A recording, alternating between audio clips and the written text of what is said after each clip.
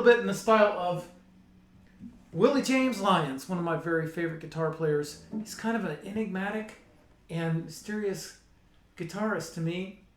He wasn't recorded very much, and I've just been fascinated by his style. I'd say he's really a huge Freddy King fanatic, and I actually know this from people who knew him and from things he said in a handful of interviews and things like that. But there's a lot of Lowell Fulson there and just a little bit of Eddie Taylor. But he plays in a real lyrical style. I wish he could have gotten together with Peter Green and then it'd be a contest of who could play it more beautifully. So that would have been really neat. So I was playing in D there. I'm going to go through a few Willie James isms as best as I can to try to do some justice to this great guitarist. And he likes to do this a lot. One of my favorite records that he played on, and there's not that many of them, was the Big Moose Walker record, Goin Home Tomorrow, on the French label Isabel. And he does this a few times. So I'm in D, and I'm going to play with my third finger on the root note on the B string on the 15th fret. That's a D. I'm going to use my third finger to have the other notes behind it because I'm going to bend it a step and a half. And you can sort of play between bending it a step and a half. Here's a step. He has a beautiful vibrato, just like Peter Green, really. And then he's just in this typical Freddy King, B.B. King style position, you know.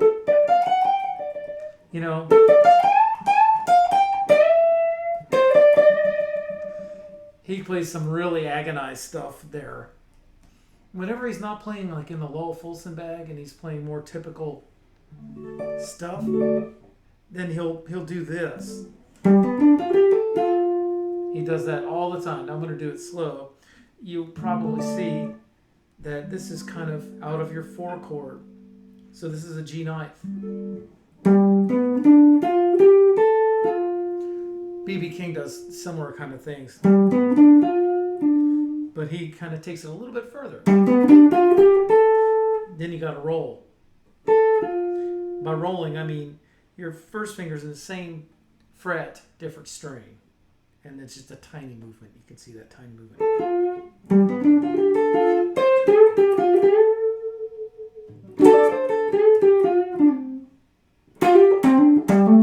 Sometimes he kind of spits out the notes.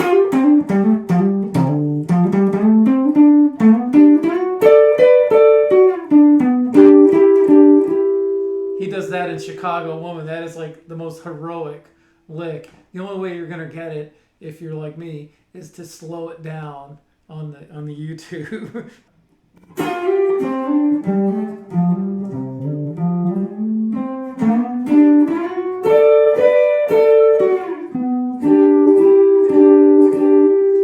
Another really chordal thing, he does that to land in the 5. That's your A7th.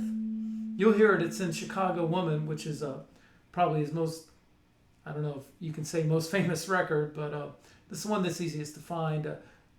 It's a great look at his guitar style, and he has Jimmy Johnson on it too, and it's a really nice interplay between him and Jimmy Johnson, so it's a real guitar treasure trove.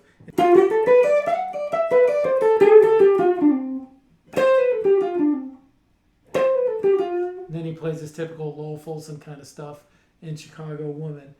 Chicago Woman, it might be in a different key, but that is one of the coolest things that he does. And then he always leaves you wanting more. He'll when on the 5 and the 4.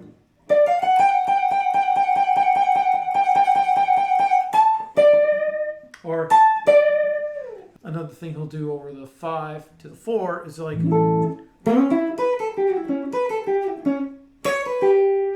love that little. It's such a cool little tag. So this is the typical Key to the Highway kind of thing. But anyway, he plays it in the coolest way. It's very fragmented the way he plays it. It kind of leaves you hanging on the edge of your seat. And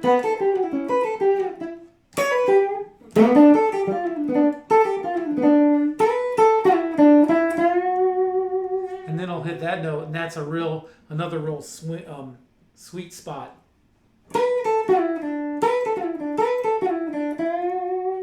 Another thing he does is when he plays the chords, he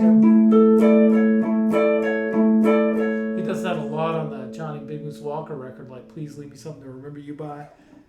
I want you to please leave me something to remember you by. And it's a great combination of his pretty guitar playing and the real rough voice that Johnny Big Moose Walker has. It's just a killer blues record. So he goes. He does this too in the Willie Kent record, Tell Me What Will Tomorrow Bring. He's on a live record live at Ma Bea's with Willie Kent. And he plays those nice dominant seventh chords.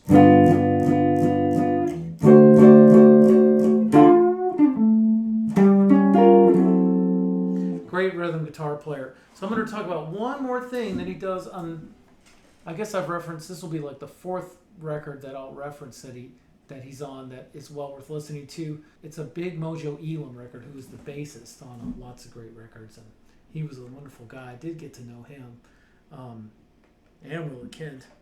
Anyway, it goes like this. There's a lump in A, right? So this is what Willie James did. This is really neat, and this is like kind of, I think it's a function of playing in a trio, because in a trio, it's just natural. You want to play a chord and you want to play the lump, right? So how are you going to work in both? Well, check out my second finger. This is kind of like an A ninth chord. Or you can even just use the open string.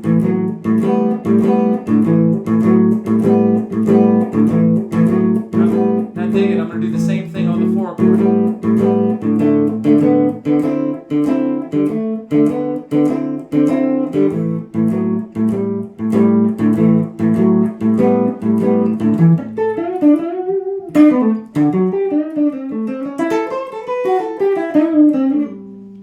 Or his typical turnaround for this will be. That's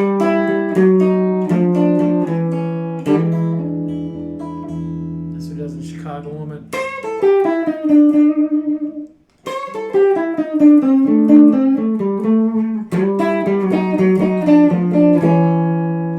So that is like a lot of songs, a lot of records, one guy. He did a lot of interesting stuff, and I hope you enjoy discovering him and listening to him. Willie James Lyons. If you enjoy these lessons, please subscribe to my YouTube channel, and thank you.